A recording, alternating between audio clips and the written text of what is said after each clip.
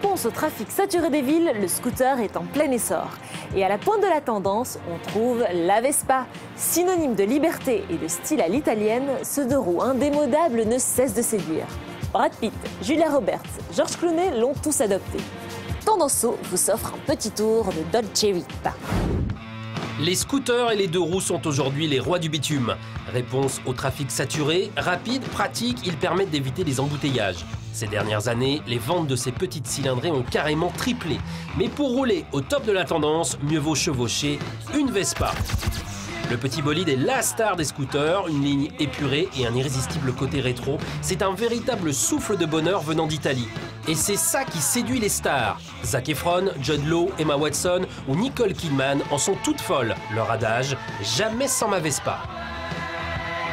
C'est la caricature de la Dolce Vita. Donc quand on voit Vespa, on imagine la Vespa qui est dans les rues pavées de Rome. C'est vraiment un univers un peu caricatural, mais en tout cas qui est vraiment très fort et qui est vraiment véhiculé par ce véhicule-là. Tout le monde a un souvenir ou deux sur cet objet mythique, ce scooter mythique et la Vespa.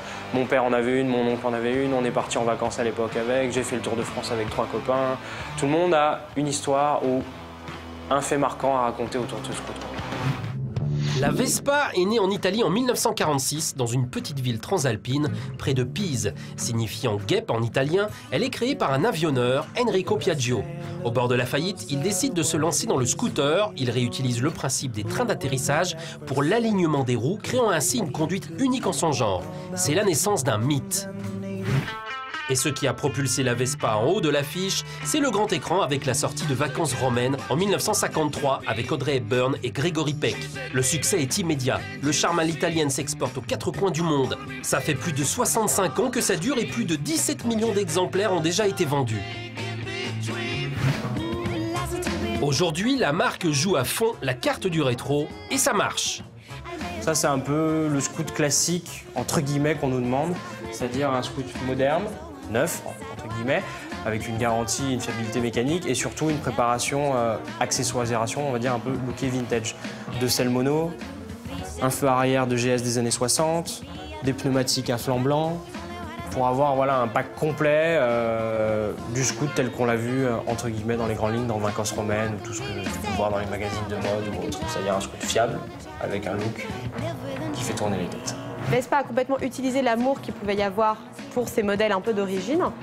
Et en rééditant un modèle avec des lignes, qui est donc la PX125, avec des lignes qui sont vraiment plus proches de la Vespa d'origine, là, ils peuvent se permettre de séduire un nouveau public.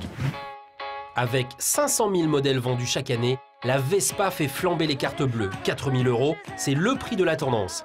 Et si votre porte-monnaie ne vous le permet pas, il existe un moyen de s'offrir la Dolce Vita pour la modique somme de 90 € la journée. Nous sommes allés à la rencontre de 2 passionnés qui ont rendu ce luxe abordable. En fait, on s'est aperçu que dans Paris, il n'y avait pas vraiment de moyens de transport adaptés aux couples. Et la Vespa se prêtait très bien à ça, c'est-à-dire que c'est un moyen de transport emblématique de la jeunesse, la liberté, l'art de vivre. Voilà, on est avec sa Vespa, avec un ami ou sa copine. On visite Paris et on visite Paris agréablement. Ça me rappelle des souvenirs, c'est vraiment une façon de rouler agréable. C'est fantastique. On se sent connecté quand on se promène en scooter. C'est la meilleure façon pour voir les villes. J'ai toujours entendu le même discours, c'est faites gaffe, la mode va tourner. Ça n'a toujours pas tourné. C'est tellement énorme le mouvement Vespa que c'est vraiment voilà, un accessoire de vie au sens propre du terme et on le vit tous ensemble et on le partage de manière assez rigolote. La Vespa a réussi à traverser toutes les modes et toutes les époques, mais pour continuer de faire tourner les têtes et pour rester tendance, il faudra que la star des deux roues relève le défi et passe le cap de l'électricité.